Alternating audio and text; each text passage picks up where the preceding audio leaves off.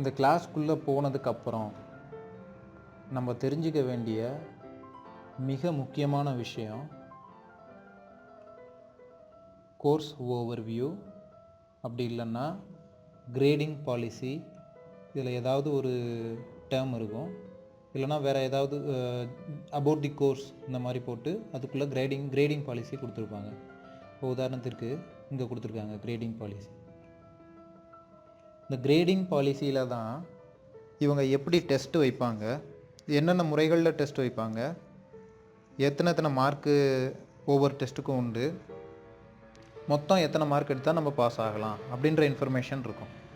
உதாரணத்துக்கு இங்கே பாருங்கள், ஃபஸ்ட்டு வீக்லி குவிசஸ்க்கு வெயிட்டேஜ் 75%. மொத்தம் 100 மார்க்குன்னா 75 மார்க்கு வீக்லி குவிசஸ்க்கு இவங்க கொடுக்குறாங்க.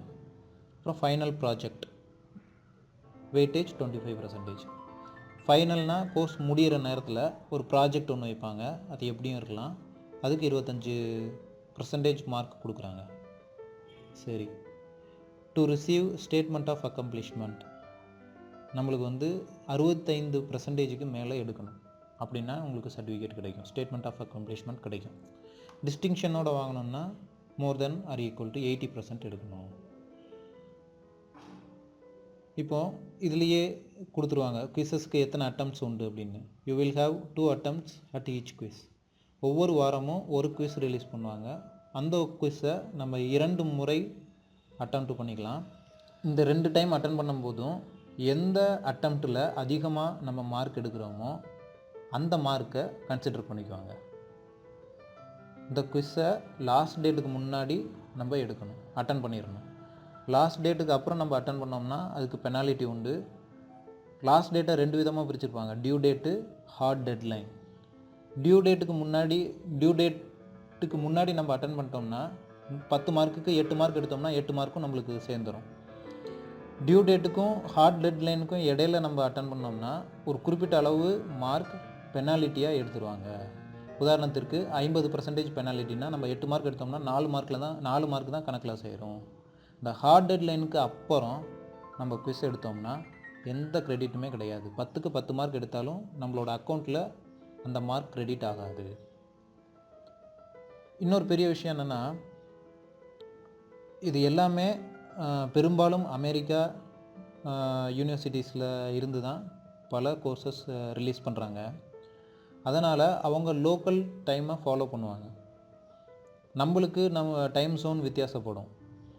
இதுக்கு அட்வைஸ் என்னென்னா, இதை தவிர்க்கிறதுக்கு நம்ம என்ன பண்ணலான்னா, ஒரு நாளைக்கு முன்னாடியே நம்ம டெட்லைனை வச்சுக்கணும். இப்போ ஏப்ரல் 28 டெட்லைன் சொன்னாங்கன்னா நம்ம ஏப்ரல் 27 முடிச்சிட்டோம்னா நம்ம சேஃபர் சைடில் இருப்போம்.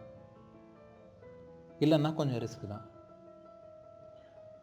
இல்லை இதை வேறு விதமாக சால்வ் பண்ணலான்னா, நீங்கள் டைம் ஜோனுக்கு போய் டைம் கால்குலேஷன் பண்ணி அங்கே 28வது ஏப்ரல் 28 5 PM அப்படின்னா நம்மளுக்கு அது என்ன நாள், என்ன கிழமை, எவ்வளோ மணி அப்படின்னு தெரிஞ்சுக்கிட்டு அதுக்குள்ளே அட்டன் பண்ணலாம். ஃபஸ்ட்டு சொன்னது ஈஸியாகவும் நம்மளுக்கு சேஃபர் சைட்லேயும் இருக்கும். சரி, இதை தெரிஞ்சுக்கிட்டதுக்கப்புறம் நம்மளுக்கு ஆல்ரெடி சிலபஸ்ஸு, அதுக்கப்புறம் இந்த கோர்ஸோட ஃபார்மேட்டு எல்லாமே நம்ம ஒரு கோர்ஸுக்கு உள்ளே வரதுக்கு முன்னாடியே பார்த்துருவோம். கோர்ஸுக்கு உள்ளே வந்ததுக்கப்புறம், என்ரோல் பண்ணி உள்ளே வந்ததுக்கப்புறம் கிரேடிங் பாலிசி தான் ரொம்ப ரொம்ப முக்கியம். இதை தெரிஞ்சுக்கிட்டு அதுக்கப்புறம் நீங்கள் இந்த லெஃப்ட் சைடில் உள்ள லிங்க்ஸ் கிளிக் பண்ணி பார்க்கலாம். வீடியோ லெக்சர்ஸ் கிளிக் பண்ணிங்கன்னா ஒவ்வொரு வாரமும் ரிலீஸ் பண்ணக்கூடிய வீடியோ லெக்சர்ஸ் அதில் இருக்கும். குவிஸஸை கிளிக் பண்ணிங்கன்னா குவிஸஸ் உள்ளே வந்துடும். நீங்கள் சோஷியல் வெப்சைட்டில் ஷேர் பண்ணிக்கணும்னு நினச்சிங்கன்னா அதுக்குண்டான லிங்க்ஸும் கொடுத்துருக்காங்க. டிஸ்கஷன் ஃபாரம்ஸ்லையும் நம்ம பார்ட்டிசிபேட் பண்ணிக்கலாம். உங்களுக்கு ஒரு சந்தேகம் இருந்துச்சுன்னா அந்த டிஸ்கஷன் ஃபாரமில் நீங்கள் பார்ட்டிசிபேட் பண்ணிக்கலாம். வீக்லி கோர்ஸ் பேஜஸ்னு கொடுத்துருப்பாங்க. ஒரு சில கோர்ஸஸில் இருக்கலாம், இல்லாமையும் இருக்கலாம். பட் இது ஒரு ஜென்ரலான ஃபார்மேட். உங்களுக்கு ஏதாவது சந்தேகங்கள் இருந்தால் FAQவில் ஃப்ரீக்வெண்ட்லி ஆஸ்க்டு கொஷின்ஸில் கேட்கலாம். கிளாசரி, இந்த கோர்ஸ் சம்மந்தப்பட்ட கலை சொற்கள், அதாவது இங்கிலீஷில் டெக்னிக்கல் டேர்ம்ஸ்னு சொல்லுவாங்க, அந்த கலை சொற்களுக்கு உண்டான விளக்கம் இந்த கிளாசரி லிங்க்கில் இருக்கும். ப்ரீ கோர்ஸ் சர்வே, ஒவ்வொரு கோர்ஸுக்கும் ப்ரீ கோர்ஸ் சர்வே கண்டிப்பாக உண்டு. இந்த ப்ரீ கோர்ஸ் சர்வேயை நம்ம எடுத்துக்கலாம். கண்டிப்பாக எடுக்கணும்னு இல்லை, ஒரு சில கோர்ஸுக்கு கண்டிப்பாக எடுக்கணும்னு சொல்லியிருப்பாங்க, ஒரு சில கோர்ஸுக்கு மேபி அப்படி இல்லாமையாக இருக்கும். பட் எடுக்கிறது நல்லது.